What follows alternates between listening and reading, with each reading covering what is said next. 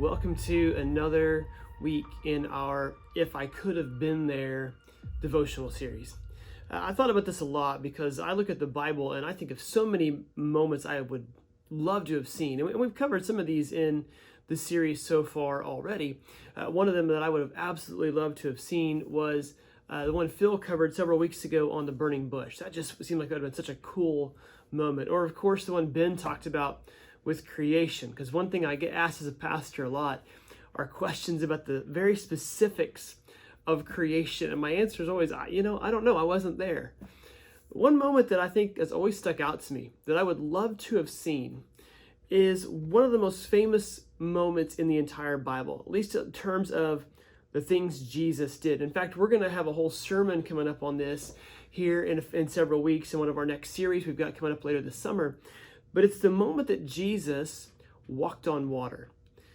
And there's so many reasons why I ultimately landed on this. Number one, it just would have been a remarkable thing to see.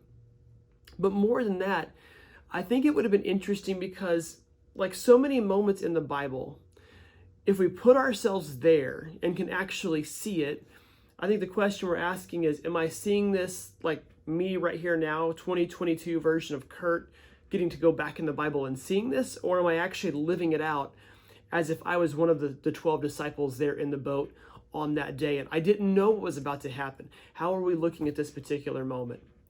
I picked this one for a very specific reason, because I'm trying to put myself in the shoes of the disciples. And here's where I kind of come with this. I'm not really by my nature a big risk taker. It's not because I'm scared of risks, not at all. In fact, it's kind of the other way around. I'm actually more of a perfectionist. And so rather than taking risks, often I am more thorough. I am calculated. I think through all the possibilities of what could happen, good and bad. And then sometimes the follow-up possibilities, if I do kind of a butterfly effect, you know what I mean? Like if I do this, what's going to happen next? What's going to come out of this or cause this? And some people are more grab the bull by the horns and go do it. I like to go through everything, have it all processed out, and then go with it. I definitely like change. I like to take a risk and do that, but I like to think through all the possibilities first. And I look at somebody like Peter in the Bible, and Peter's sometimes the exact opposite. Peter was definitely that let's charge the hill and worry about the details later. Or the grab the bull, the rah-rah type, that was Peter, almost to a fault. In fact, we see many times in the Gospels where Peter is the one who is thinking out loud, sometimes getting himself or the apostles in trouble. I think about in Matthew 16 when Jesus has said that he's going to be killed, and Peter's like, no, I'll protect you, I'll take care of you, Jesus. And Jesus is like, no, get behind me. Actually calls him Satan. Get behind me, Satan. Or Matthew 17, the transfiguration when Elijah and Moses appear with Jesus, and Peter's like, we're going to build 3 tabernacles, one for each of you so you can be honored. And Jesus is like, dude, calm down. Or maybe John 18 when they show up to arrest Jesus, and Peter tries to literally physically defend Jesus by cutting a guy's ear off. We see these moments where Peter is brash and he thinks, or he acts without thinking sometimes. Like just before Jesus is crucified, a good famous story where Jesus has told them all, you're all going to deny me. And Peter goes, I will never, ever turn my back on you. And then 3 times later that night, he denies even knowing who Jesus is. But yet in this story found in Matthew chapter 14, Jesus walks on water, and we see Peter do something that, as far as we know, only one other person in history did, and that person was God in the flesh. Matthew 14, the latter part of it in verse 22, we see where Jesus has just fed the 5,000 people. And then they get in a boat, and he sends the disciples to the other side of the lake, and a big storm comes up. And the Sea of Galilee was famous for having very, very traumatic, treacherous, and dangerous storms. And many times boats would sink in these storms. It sets down underneath some mountains, and so it's just weird wind patterns can come through there. And the storm comes up, and the disciples are terrified.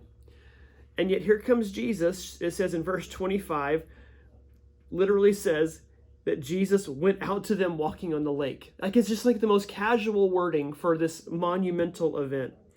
And when he got closer, he thought They thought he was a ghost, and Jesus says in verse 27, take courage, it is I, don't be afraid. Peter, being Peter, in verse 28 says, Lord, if it's you, tell me to come to you on the water. Like he doubts, Who else is it going to be, right? And so he tells him in verse 29, come. So then Peter got out of the boat and he walked on the water and he came toward Jesus. But when he saw the wind, he was afraid, and beginning to sink, he cried out, Lord, save me. And I think about this because we can learn a lot from this moment with Peter. And I think had we been there to see this and we knew who Peter was, this might have settled in just a little bit. Yes, Peter sank, but Peter also had the audacity to take the risk to get out of the boat and trust Jesus. So let me ask you a question here. What's a risk right now that you would take if you could trust that God would make it work? And it would. What's a risk you would take? What's something big you would do if you knew that God was involved and it wouldn't fail? Because maybe you're like me. I'm not necessarily afraid to fail, but I want to fail forward if I'm going to fail. And I want to fail in a way that I can learn from it and others aren't going to be damaged or hurt by it in the process. That's what we can kind of look at here with Peter.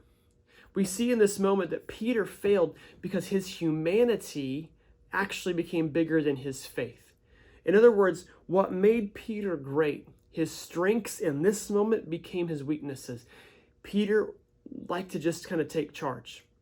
Peter liked to focus on what he could defeat. And he sees the wind and the waves, and he realized in this moment he couldn't do that. And he started to sink. So what can we learn from Peter? I got 4 real quick nuggets here, just real quick hitters on what we can learn from Peter taking a risk in this particular moment. The first, you've got to have boldness. You've got to have faith. And you've got to have the courage to dream big. Peter wanted to walk on water. To this point, as far as we know, the only person who had ever walked physically on water was God. So have boldness. Number 2, you have to have an end goal. In other words, you can't just have a dream. You've got to know where that dream's going to take you. It keeps you focused. It keeps you locked in on what it is you want to accomplish. Peter wanted to walk to Jesus. That was his goal. He wanted to get to Jesus. Walk out there to him. Number 3, throw out your backup plan. If you want to succeed in taking a big risk, you cannot have a plan B. You need to only focus on what's in front of you, not the what ifs. What if I start to sink? What if the wind and the waves get too big? No, focus on getting to Jesus and getting to him alone. Take a risk, have the boldness, have an end goal, don't have a backup plan. And the last thing we've got to learn, it's the biggest step of all, you have to get out of the boat.